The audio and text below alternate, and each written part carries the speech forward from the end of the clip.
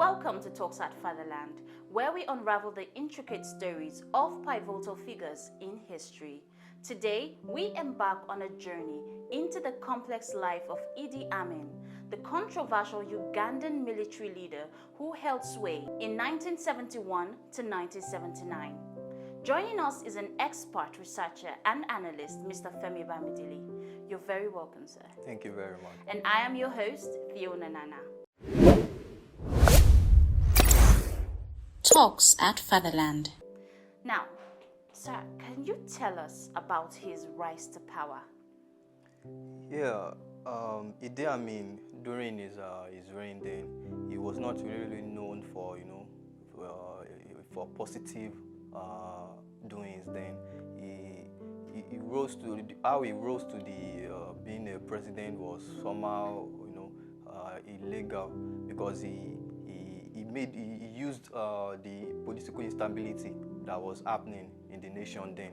He exploited that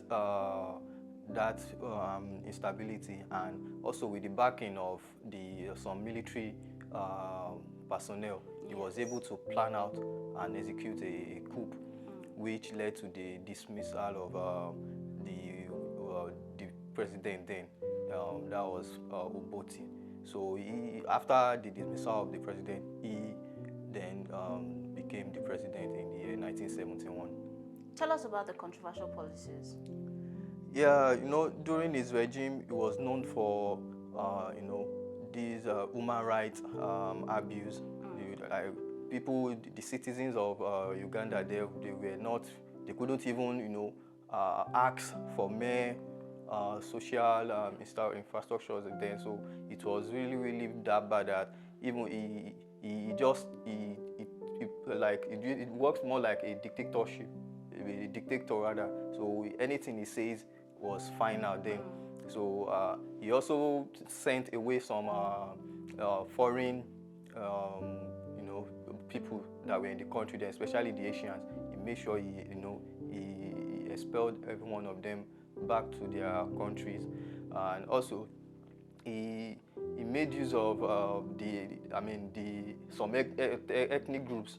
It was like he targeted them the most because probably they didn't like him, or they were always against him. So he also made sure that his action was also more on those set of people. It was like punishing them. Yeah. So all this led to the decline of the country then.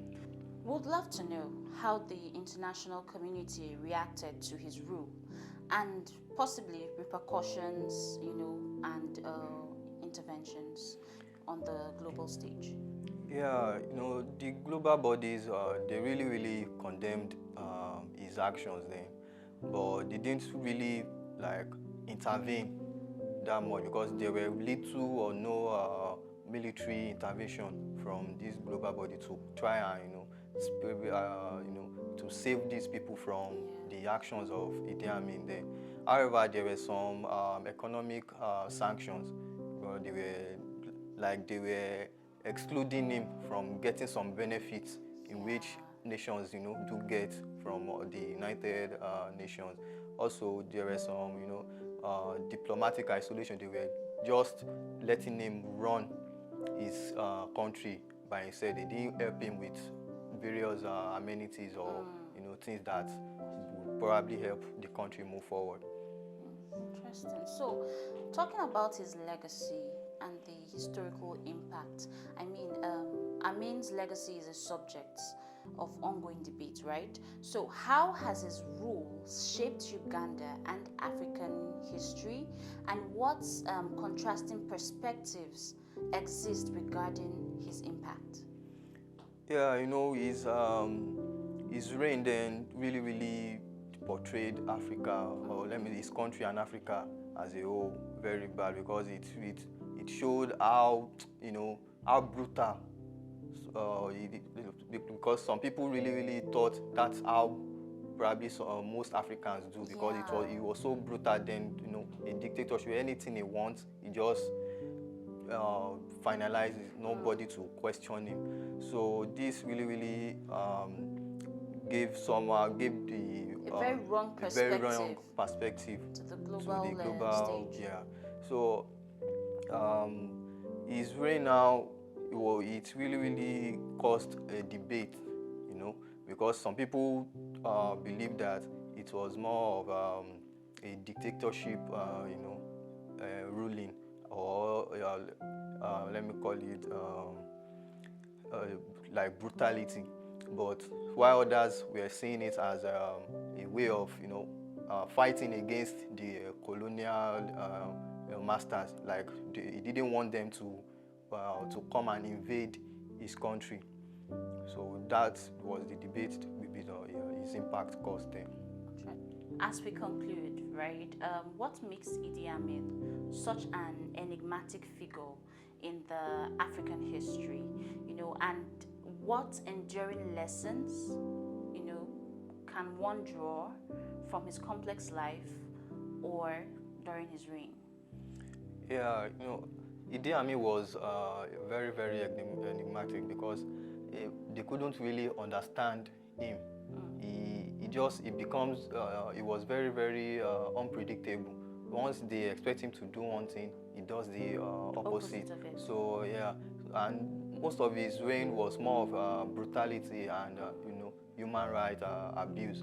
So once they were expecting him to like bring to at least come down in some aspect, but it just keeps, he kept on, like coming with force, full strength. Yeah.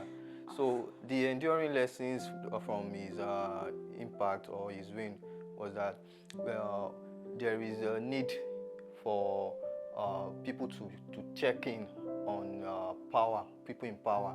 I think they shouldn't just don't So give them get that power drunk. Yeah. He was left alone. So they didn't really intervene at the right time. So that gave him the power to keep going. I don't actually think that it has to do with them not intervening, at the as the leader, you have to at least come down after you've probably achieved something, but it was not really he was not open to communication. At all.